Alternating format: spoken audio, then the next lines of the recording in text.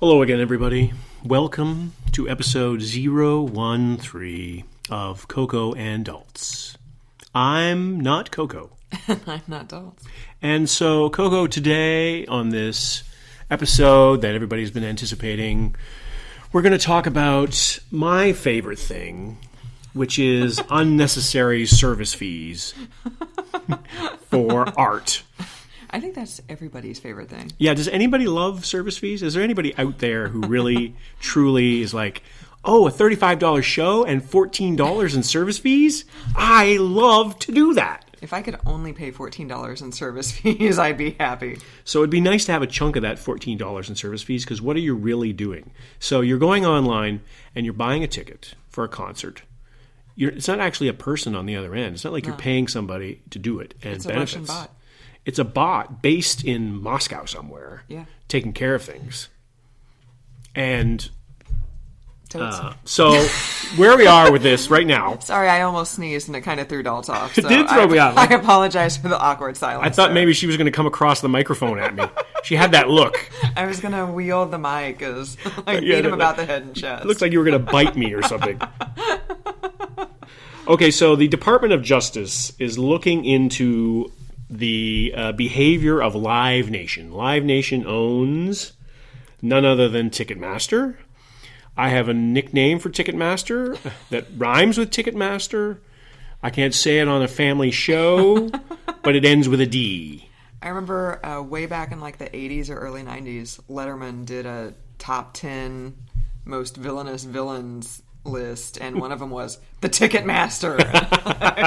That's my contribution to this conversation. So one of the things that I am uncertain about with Ticketmaster, just off the top, is it uppercase M or is it a lowercase m? Because in past instances, I've seen it as an uppercase M. The Times had it lowercase m, so I think that's what we should. So we're going to go with the New York Times because it is the establisher of all that is good and right in the world. It is the paper of record. It's the paper of record. Do they call it the paper of record anymore? It's not actually. They don't have very many papers, do they? Oh, I don't know. Probably the Times still does. It's the pixels of record. There you go. Look Just at you. Off the top of my head right there. Yeah. Improv. That's what we're all about here at Coco and Daltz. Copyright that baby. So anyway, the Department of Justice is looking into the behavior of Live Nation. So the behavior that they're looking into, and I know you're dying at the other end right now to hear this, is because they are saying, they being people that aren't happy, which is basically everybody these days. Which is a lot of people these days.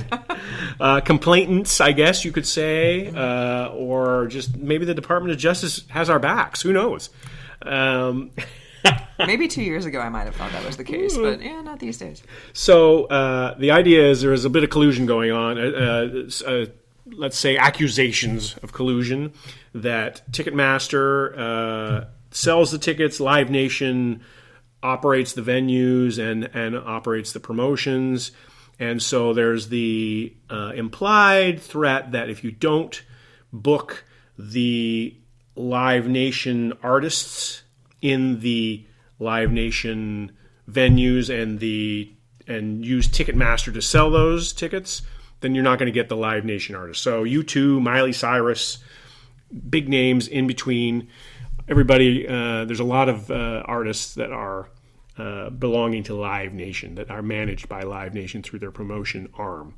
And there were several examples in the Times story about managers of venues going with other non-Ticketmaster ticket selling services, and subsequently last year they had 4 Live Nation acts booked, and this year they only have 2. Exactly. So.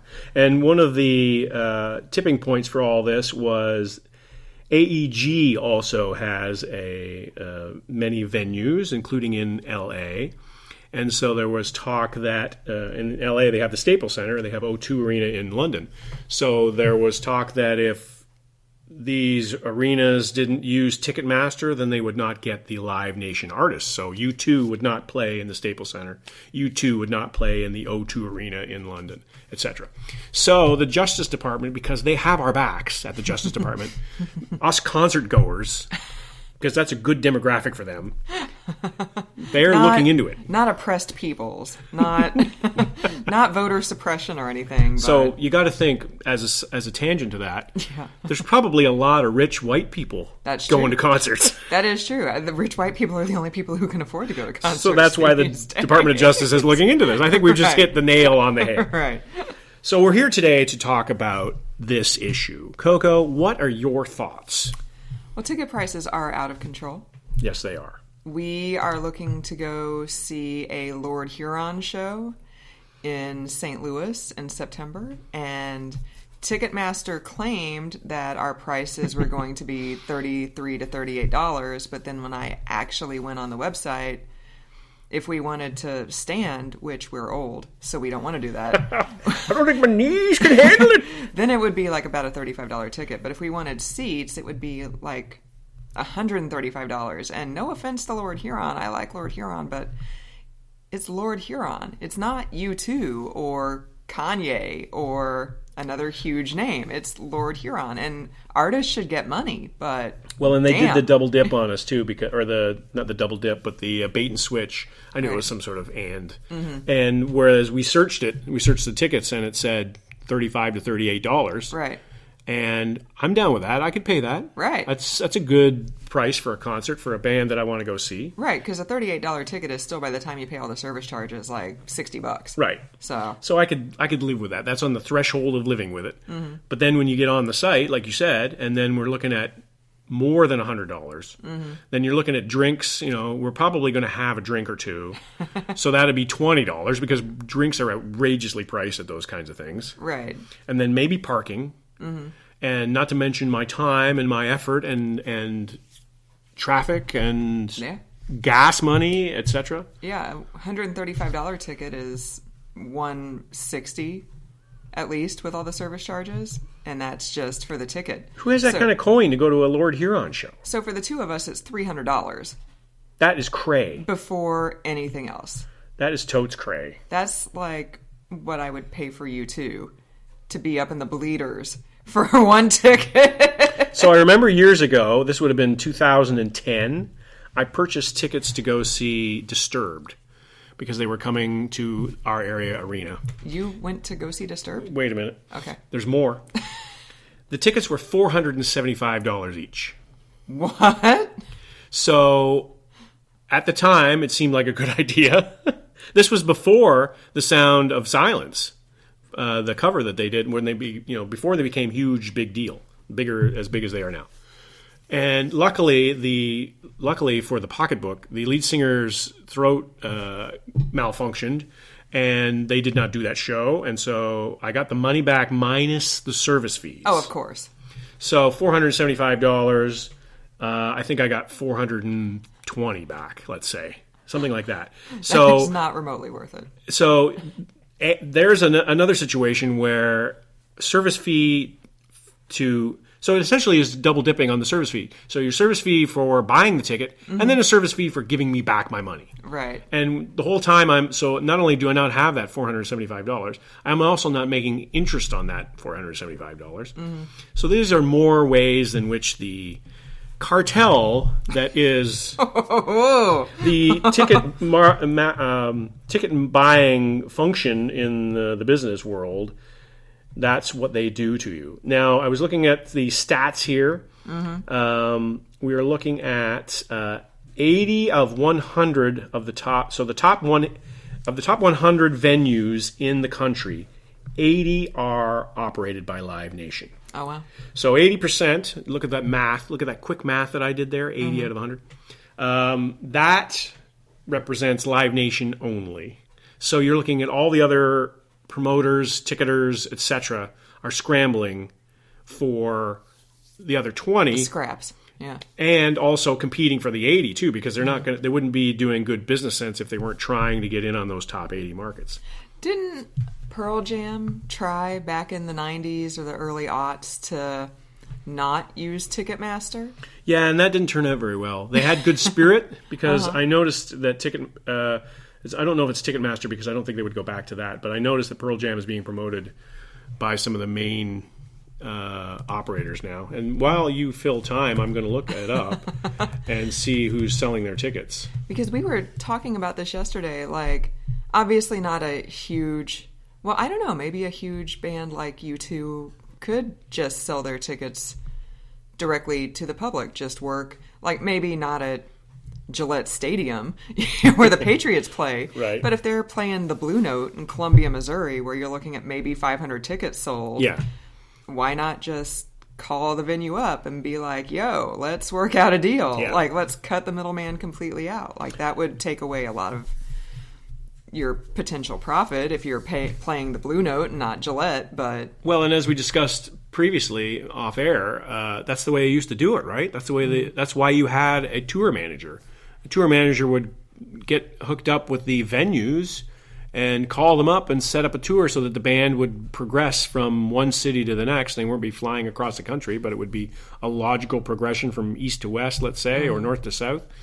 And that's the way they used to do it. And the tour managers and the promoters and the venues would work together. Now it just seems like it's who's got the most money. Let's cash it in. So what did you discover about Pearl Jam when I talked about the Blue Note? Shout out to the Blue Note in Columbia. You're awesome. I've seen lots of acts there. Holla. Okay, the Jam, you can get their tickets on StubHub. Oh. You can get their tickets on Vivid Seats. You can get their tickets on Ace Ticket. You can get their tickets on Box Office Ticket and Viagogo. So many fine ticket selling establishments. SeatGeek is another one. Oh, that one, SeatGeek was actually specifically called out in the Times piece because apparently they're partially owned by Major League Soccer, and there was a big brouhaha with Live Nation and Ticketmaster. That was in L.A. Yeah, trying to get into like a second MLS stadium in L.A. and SeatGeek got the contract and Live Nation was mad or something like that. I don't remember. But. And AXS.com was another one that was mentioned in that Times article, and there you can get the Pearl Jam tickets on there too. So it's essentially what it looks like Pearl Jam has done is cobbled together the competition to Ticketmaster and gone through them. So that's not nice that there is such limited access to them. So let's see what a let's see what a Pearl Jam ticket in Boston costs for September 2018. So they're playing at Fenway Park in Boston. And the filter price... I take it that it's not very good. So you can filter on Ace Ticket, and the low ticket, the lowest price ticket, $325. Huh. The highest price ticket, are you ready for this? $1,275. Times 10.5. Are you kidding me? $16,695. Whoa. So... Oh, man. I don't know if this filter is accurate, but that gives you the high end. That's the price range that they are listing on aceticket.com. And that's them not going through Ticketmaster. And that's them not selling out and being corporate shills because, Pearl Jam's not into that at all. Right. But that must be some sort of VIP package where you get to sit backstage with the band while they talk about the Cubs or something like that. Well, that's the thing. If I'd pay $500 for a U2 ticket if my seats were front row center and Bono was going to sweat on me during the show, and then we also got like a meet and greet beforehand, and we got to get our pictures taken with Larry Mullen. But not $17,000. But not $17,000. I'm not paying that. Like I got to be in on the songwriting process, right? To get $17,000. I got to have a picture.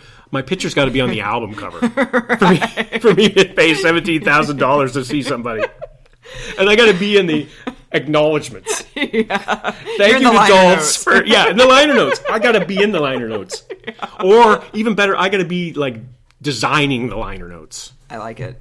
One of the things in the lead of the Times article was when the DOJ approved the Live Nation Ticketmaster merger, the rationale was that it would be good. It would be good because maybe ticket prices would actually go down now that Live Nation and Ticketmaster are working together, and there would be like a cap on surcharges because it wouldn't be two separate companies charging surcharges. It would just be one, and that has turned out really not to be the case at all. So That never actually happens, right?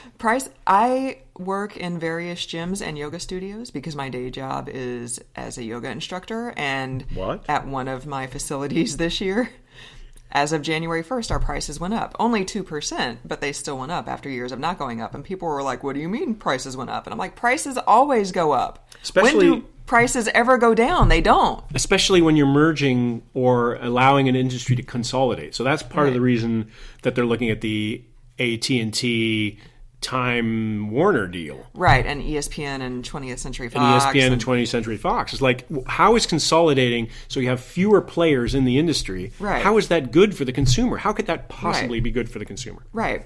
It's like we have like all the antitrust laws to bust up all the monoliths. For a reason. And now we're swinging back the other way, and now we're going to get ESPN Century Fox, and suddenly nobody's going to be able to go to a Marvel movie anymore. Right. Because it's going to be $500 to go see Black Panther and listen to the guy next to you chew and talk to the screen. So, oh no, wait, that was 3 Billboards. Wait a minute, that was a different movie. That was a different movie. But let's not rope Black Panther into that. I know. Black Panther was a good experience. Right. But yeah, like, do we learn nothing from history? So the other part of this that I would like to acknowledge is the artist component. Now, Pearl Jam, we sort of crapped on them, but there is with fewer CD sales, fewer album sales. Streaming is pretty healthy, but it doesn't make a lot of money for the artist. The artist has got to make some money somewhere, and this is where I justify going to a concert and then buying a T-shirt for $45, a T-shirt that I would not buy in the store. Right. But the $45, unless a band has what they call a 360 deal, which is a very limited deal with the record company. Essentially, the record company gets a piece of everything that the band does, unless they have that kind of thing, which is not very typical. If a band does not have a 360 deal, then that means that the band gets, usually in their contract, they get 100% of profits from merchandise. They get 100% of merchandise sold from their personal band website, that kind of thing. So there's a slice of pie there where the band does make some money. So in a world now where we're scaling that kind of stuff back, we don't have as many CD sales. We don't have as many physical music devices sold in that regard.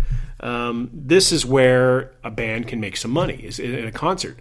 And so maybe that's one of the reasons that they're charging $17,000 to watch Pearl Jam at Fenway Park. Do you need to charge $17,000 for one ticket, though? I mean... No. But see, if I'm going to see a band like Lord Huron, let's say they're not having their tickets sold by Ticketmaster, they're going the independent route or smaller fish method, then I'm paying probably $30 to $40 for that show, and a lot of that money is going to go to the artist.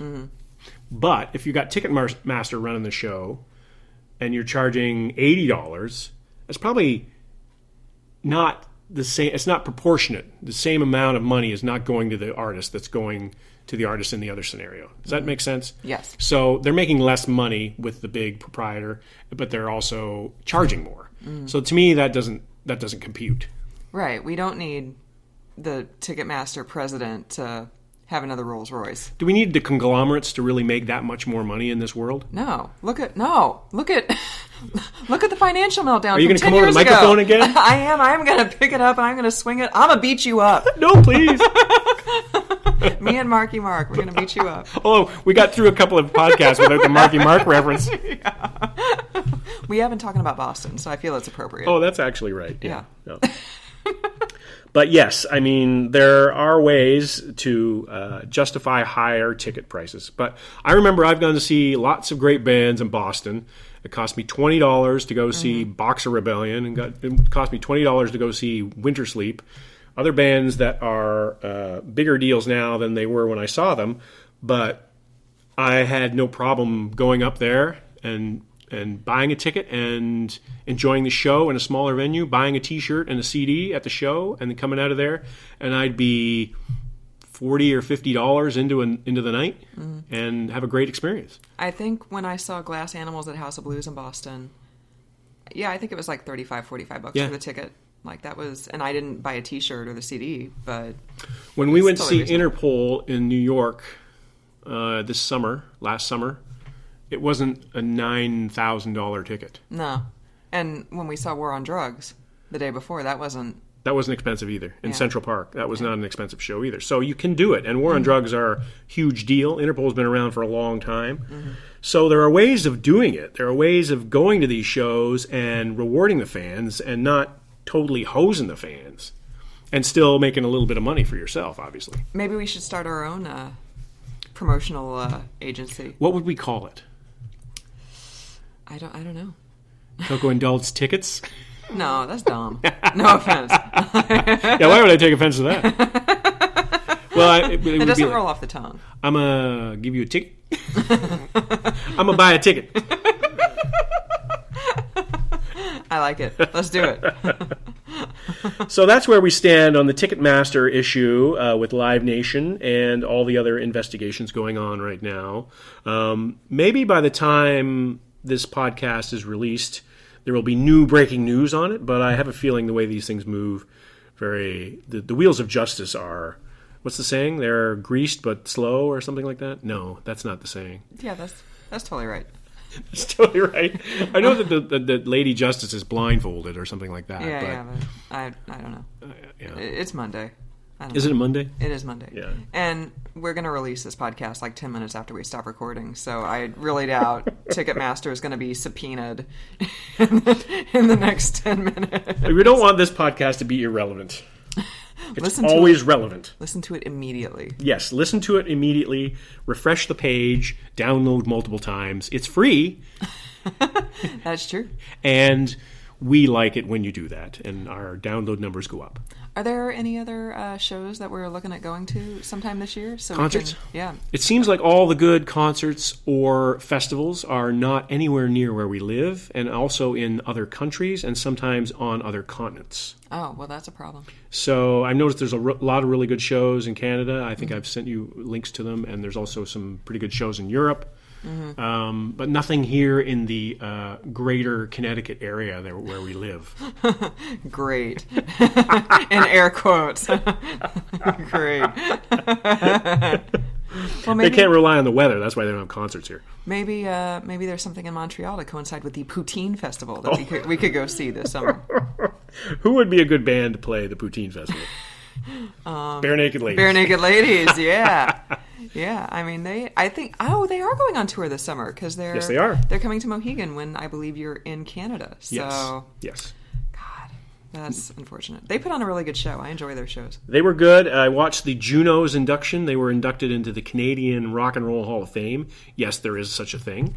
And they were really good. And Stephen Page came back from wherever he has been, some sort of I don't know, trailer park in Syracuse. I was trying to think of something not that, but I mean, that's where he got arrested. So yeah, Syracuse. So they all got together and they sang "If I Had $1 Million." And I found an interesting thing out about them through you. What's that? Is that I did not know they did the song for The Big Bang Theory. Yeah. And so now they're all apparently hooked up with the actors, and they did a special message when they got inducted and everything like that. So the Bare Naked Ladies are going to play they would be great at the Poutine Festival. The Montreal Poutine Festival. And who else? Oh, maybe the Trailer Park Boys could be like the opening act or something. Well, Pearl Jam should play there. Pearl Jam should play the Poutine Festival. How much money would Pearl Jam charge the Poutine Festival? Oh my God. The Poutine Festival. So backing up, Pearl Jam. Oh, no. Pearl Jam is actually named after a confection. So it's somebody's aunt in the band. It might have been Eddie Vedder. Has an aunt named Pearl, and she made jam.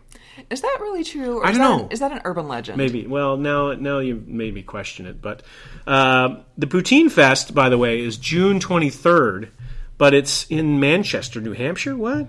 That's not right. That's not the right one. That's totally not right. Can we scratch that? Can we edit that out? Have we figured out the editing software? No, we don't. This is live to air, and we don't ever want people to think that we're not loving every minute of it. I'm trying to find the origin of the name Pearl Jam, and I can't. Okay, so here we go. In an early promotional interview, Vedder said that the name Pearl Jam was a reference to his great-grandmother Pearl, who was married to a Native American and had a special recipe for jam. Although in a 2006 Rolling Stone cover story interview, he admitted that the story was total BS, even though he indeed had a great-grandma named Pearl. Oh, okay. So I was totally believing the myth. Yeah. So the real Poutine Festival in Montreal, Quebec, Canada. Now we got to put the. No, we don't. We got to put the censor on. No, we don't. We got to put explicit on this podcast. Nobody knows what that means. The French people do in our French demographic. There are no French people. The only people who listen to this are our friends and family. July 31st to August 5th, 2018 is the Poutine Festival in Montreal. Free admission. Ooh. And there's DJs after 9, but I don't see any bands. So what? Pearl Jam. Well, Pearl Jam would probably want a trailer the size of this house to play the Poutine probably want the size Festival. of the Montreal Island. Yeah. Let's see. Band names with food in them. Okay, we just need to stop now. How long is this podcast? This podcast is running way over. Meatloaf. Red Hot Chili Peppers. Ooh, you don't like the Chili Peppers, though. No, I don't. Ice Cube. No. Iced tea. Cake. Ooh, cake. The Cranberries. Oh, R.I.P. Dolores O'Riordan. Vanilla Ice. OMG. Red Hot Chili Peppers. Yeah. And I saved the best for last. The Spice Girls. Oh, yes. Wouldn't that be a great poutine festival right there? Can we please have that lineup? I will pay any amount of money to Live Nation and Ticketmaster to see that lineup, especially if you get all 5 Spice Girls, because I know Victoria doesn't. She disavows her Spice past, so we need to make this happen. As well she should. No, I will fight you on this. No, that's the third time you were going to come over the microphone. This has been a very contentious podcast. It started out kind of slow, and now it's kind of just devolved into aggression, chaos. The aggression is really making me scared. Also, could be on the bill, Fiona Apple. Oh, yeah. Salt and Pepper. Yeah. Bread. The Smashing Pumpkins. Oh, they are going on tour. Bananarama. Oh, yes. Blind Melon. Oh, no, that guy died. Vanilla Fudge. That's not a real person. Vanilla Fudge? That's not real. Yes, it is. No, it's not. Tangerine Dream. Iron and Wine. Oh, now we're getting into bands that are actually from this decade. Okay, let's wrap it up. All right, so it's time to wrap up the podcast. So you've hit a low point when Coco says it's time to wrap up the podcast, because usually she wants to just keep going and going. But I think that we should end by saying that the Poutine Festival should star Meatloaf. I think that we're all in agreement with that. Yes. And Bananarama, Vanilla Ice, and orange juice. I just remember the Meatloaf behind the music on VH1, and I don't remember exactly the circumstances, but I'm sure it probably involved drugs, and the narrator was like, meat had hit rock bottom. It was amazing. If my friend quarterback Steve Young is listening to this podcast, he will well remember meat had hit rock bottom. So my Meatloaf, whenever I think Meatloaf now, I mean, obviously I was in grade 8 when Dashboard, what was it? Paradise by the Dashboard Light. It was the last song they played every night. And I never had a date, so I was always standing at the sides, looking at people. You did not. Shut up. So anyway, but when I think of Meatloaf now in the modern context, Fight Club. Okay, I haven't seen Fight Club since it came out, so he was the man with the boobs in Fight Club. Well, he's always had the moobs, though. No, we're going down a rabbit hole. We can't talk about Meat's moobs, okay? Let's just stop. So what do you think? What do you think the display text is going to be for this episode? Meat's moobs. We cover everything from. Okay, we got to go, people. Thanks again for listening. If you made it this far, and we apologize profusely. Profanely. We haven't been drinking. For another week, I'm not Coco. And I'm not Dalt.